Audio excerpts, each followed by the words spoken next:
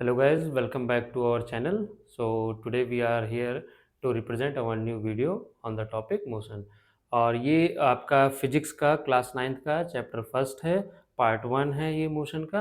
तो आइए हम लोग इस चैप्टर के बारे में पढ़ते हैं और इसको समझते हैं।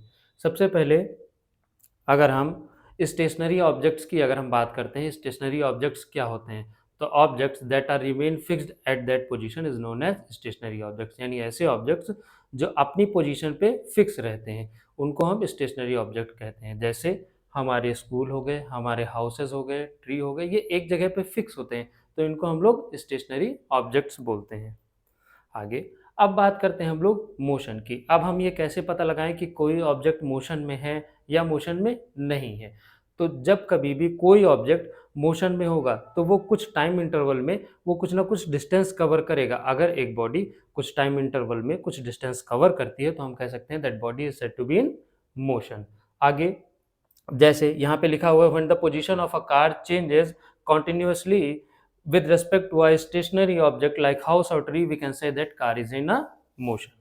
Next, अब अगर कोई बॉडी या कोई ऑब्जेक्ट है वो बहुत तेज चल रहा है तब तो हम उसकी मोशन का पता लगा सकते हैं तुरंत। की जैसे मान लीजिए आपके पास से एक कार है 20 kilometre per hour, 30 kilometre per hour या एवरेज 50 किलोमीटर पर आवर की स्पीड से वो मूवमेंट कर रही है, तो हम उसमें पता लगा सकते हैं कि हाँ ठीक है ये तो मोशन कर रही है। लेकिन अगर कोई चीज़ बहुत स्लो मोशन कर रही है, बहुत धीरे धीरे मूवमेंट कर रही है, तो हम उसको आसानी से नहीं पता लगा सकते हैं। लेकिन मोशन वो कर रही है, लेकिन टाइम इंटरवल भी ज़्यादा ले रही है और डिस्टेंस भी वो कम कवर कर रही है, बट वो मोशन कर रही है। नेक्स्ट, अब बात करते हैं डिस्टेंस की। डिस्टेंस क्या हो जाएगा? तो डिस्टेंस एक्चुअल पाथ हो जाता है जो हम ट्रेवल करते हैं, यानी जितनी भी दूरी हम लोग चलते हैं उसको हम लोग किस में मेजर करते हैं? उसको हम लोग डिस्टेंस में मेजर करते हैं। और दूसरा, इनिशियल पॉइंट और फाइनल पॉइंट की ये लॉन्गेस्ट डिस्टेंस होती है। इनिशियल पॉइंट मतलब जहाँ से हम चलना शुरू करते हैं, और फाइनल पॉइंट जहाँ पे हम लोग खत्म करते हैं अपनी जर्नी को। तो वो इनिशियल पॉइंट से फाइनल पॉइंट तक की ये लॉन्गेस्ट डिस्टेंस हो जाती है। आगे डिस्प्लेसमेंट की अगर हम बात करते हैं तो ये भी जो है डिस्प्लेसमेंट एक पोजीशन से दूसरे पोजीशन पर मूवमेंट करेगा, लेकिन अब डिस्टेंस में भी है ये और डिस्प्लेसमेंट में भी है। तो डिस्प्लेसमेंट में अंतर ये होता है कि इनिशियल पॉइंट से और फाइनल पॉइंट के बीच में जो डिस्टेंस होती है वो क्या हो जाएगी? मिनिमम हो जाती है। डिस्टेंस वो वहाँ पे हम लोग पढ़े थे, डिस्टेंस में जो हो जाएगा डिस्टेंस वो मैक्सिमम हो जाएगा, और यहाँ पे जो डिस्टेंस हो जाएगा वो आपका मिनिमम हो जाता है। Distance covered by an object between initial and final velocity is the shortest distance is known as displacement.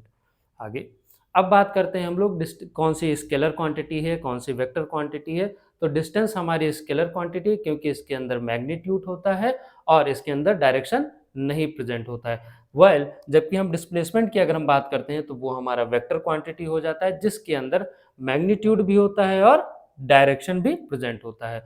अब एक और चीज ध्यान रखना कि डिस्टेंस कभी भी किसी बॉडी का जीरो नहीं हो सकता है, लेकिन डिस्प्लेसमेंट किसी भी बॉडी का जीरो हो सकता है इजीली। कैसे पता लगाएंगे? अब एक सर्कल लीजिए। अब एक सर्कल में अगर हम मान लीजिए ये एक सर्कल है, अब इस सर्कल में आप चल रहे हैं, यहाँ से आपने चलना शुरू किया। अब यहाँ से आप ऐसे ऐसे चलते गए चलते गए चलते गए फिर यहाँ पे आ गए।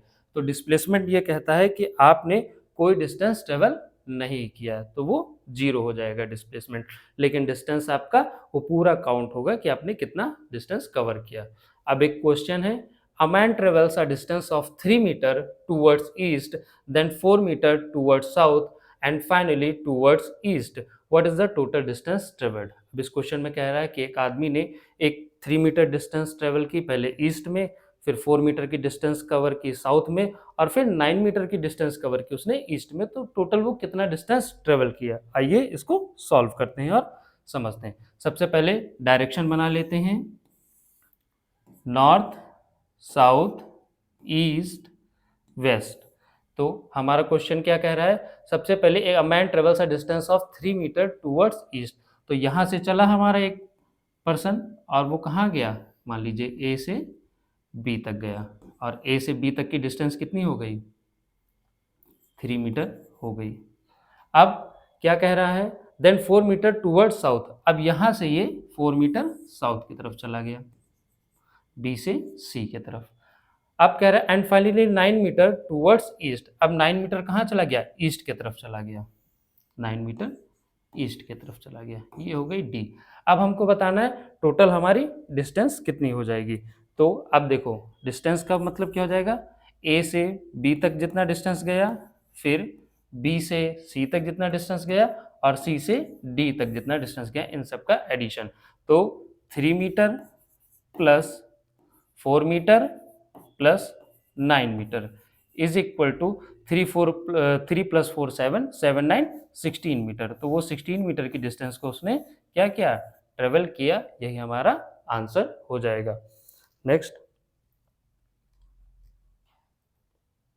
यूनिफॉर्म मोशन, ये बहुत इंपॉर्टेंट है, इसको अच्छे से समझिएगा। जब कोई बॉडी यूनिफॉर्म कब कहलाएगी, जब वो इक्वल डिस्टेंस ट्रेवल करेगी इक्वल इंटरवल ऑफ टाइम में, यानी इक्वल डिस्टेंस ट्रेवल करेगी और टाइम भी उसका इक्वल होगा, तब हम कह सकते हैं that body is said to be in uniform motion. जैसे अभी एक कार है और वो कांस्टेंट स्पीड, यानी वो स्पीड मेंटेन कर रखी है, मान लीजिए 10 मीटर पर सेकंड या 50 मीटर पर सेकंड की स्पीड को वो मेंटेन कर रखी है, तो हम ये कह सकते हैं कि वो कुछ टाइम इंटरवल तक वो 50 मीटर पर सेकंड की स्पीड मेंटेन की है, यानी हर सेकंड वो कितना स्पीड कर रही है, कितना डिस्टेंस ट्रेवल कर रही है, हर सेकंड वो 50 मीटर की डिस्टेंस को वो कवर कर रही है, तो उसको हम बोलेंगे यूनिफॉर्म मोशन में है वो ऑब्जेक्ट। अब डिस्टेंस टाइम ग्राफ जो हो जाएगा यूनिफॉर्म मोशन का, वो हमेशा स्ट्रेट लाइन में होता है। नॉन यूनिफॉर्म मोशन की अगर हम बात करते हैं, तो जहां यूनिफॉर्म मोशन में हमारा equal distance in equal interval of time था, नॉन यूनिफॉर्म में unequal distance in equal interval of time, यानी टाइम तो यहाँ पे इक्वल होगा लेकिन डिस्टेंस क्या हो जाएगी, अनइक्वल हो जाएगी। अब इसको समझते हैं एक एग्जांपल से। आप एक बॉल लीजिए और उसको रूफ टॉप से गिराइए, तो जब आप रूफ टॉप से गिराएंगे तो देखेंगे नीचे आने में वो कुछ टाइम लगेगा, फिर बाउंस बैक करेगा, फिर टाइम लगेगा, तो टाइम तो उसका सेम रहेगा लेकिन डिस्टेंस क्या हो जाएगी, उसकी धीरे धीरे कम होती चली जाएगी, तो उसको हम कह सकते हैं कि वो नॉन यूनिफॉर्म मोशन में है। और डिस्टेंस टाइम ग्राफ उसका क्या हो जाएगा, हमेशा कर्व्ड लाइन होगा। यूनिफॉर्म मोशन का जो है distance time graph straight line में होता है, नॉन यूनिफॉर्म मोशन का कर्व्ड लाइन में होगा। नेक्स्ट, स्पीड की अगर हम बात करते हैं, तो स्पीड ऐसी चीज है जो बताती है हमको कि कोई ऑब्जेक्ट कितना स्लो है और कोई ऑब्जेक्ट कितना फास्ट है। आगे स्पीड को हम कैसे निकालते हैं, तो स्पीड को निकालने का फॉर्मूला होता है डिस्टेंस और टाइम को डिवाइड कर दीजिए, स्पीड निकल आएगी कि कोई बॉडी कितनी स्पीड से चल रही है। आगे फॉर्मूला की अगर हम बात करते हैं, तो स्पीड का फॉर्मूला दिया हुआ है, speed is equal to distance upon time. अगर कोई बॉडी ट्रेवल कर रही है डी डिस्टेंस टाइम टी में, तो उसकी स्पीड क्या हो जाएगी, एस। अब उसकी स्पीड कैसे निकालेंगे, तो S is equal to D यानी डिस्टेंस और उसको टाइम से डिवाइड कर जाएंगे, यही हमारी क्या हो जाएगी, स्पीड हो जाएगा। अब नेक्स्ट हम लोग आगे चलते हैं। एसआई यूनिट की अगर हम बात करते हैं, तो डिस्टेंस की एसआई यूनिट मीटर हो जाती है, जिसको हम स्मॉल एम से डिनोट कर देते हैं, और टाइम की एसआई यूनिट हो जाएगी एस। अब स्पीड की एसआई यूनिट क्या हो जाएगी, तो मीटर पर सेकंड, यानी मीटर यानी डिस्टेंस और सेकंड यानी टाइम से जब दोनों डिवाइड करेंगे तो मीटर पर सेकंड हो जाएगी, जिसको हम मीटर पर सेकंड लिखते हैं या एमएस लिखते हैं, और या तो कभी कभी हम लोग ऐसे भी लिखते हैं एम एस और पावर -1, ये भी हमारी एक मेजर करने का हो जाएगा। आगे अब स्पीड की अगर हम बात करते हैं, तो स्पीड एक स्केलर क्वांटिटी है। अब स्पीड की अगर हम बात करते हैं, तो कार में दो तरह के इंस्ट्रूमेंट लगे होते हैं, एक होता है स्पीडोमीटर और दूसरा होता है ओडोमीटर। स्पीडोमीटर जो होता है वो हमारी क्या कैलकुलेट करता है, वो हमारा डिस्टेंस कैलकुलेट करता है कि कार ने कितनी डिस्टेंस कवर की, और जो ओडोमीटर होता है वो क्या करता है, सॉरी, स्पीडोमीटर हमारा स्पीड कैलकुलेट करता है और ओडोमीटर जो है वो हमारा डिस्टेंस कैलकुलेट करता है। आगे एक क्वेश्चन है हमारे पास, a car travels a distance of 100 kilometre in 4 hours, then the speed of the car is given by।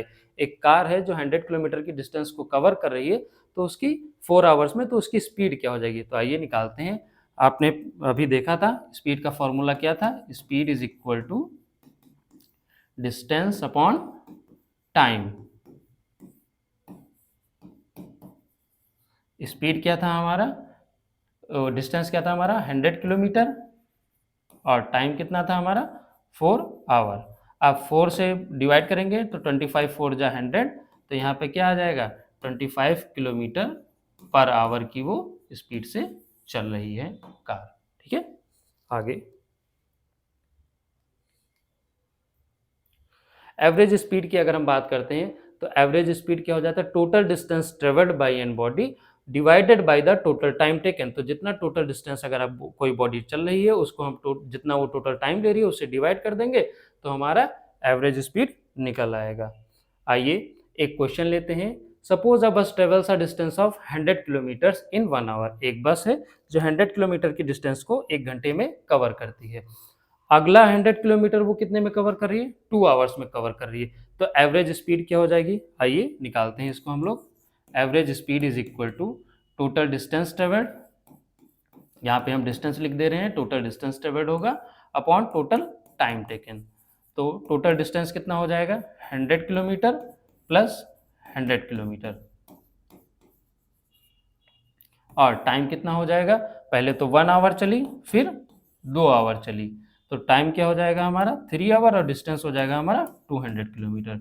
200 kilometre upon 3 our, और जब हम इसको डिवाइड करेंगे तो हमारा आएगा 66.66 किलोमीटर पर आवर। यही हमारा आंसर हो जाएगा। अगर आपको ये वीडियो अच्छी लगी हो तो लाइक कर दीजिए, सब्सक्राइब कर दीजिए और फॉलो करिए नेक्स्ट पार्ट के लिए। Thank you.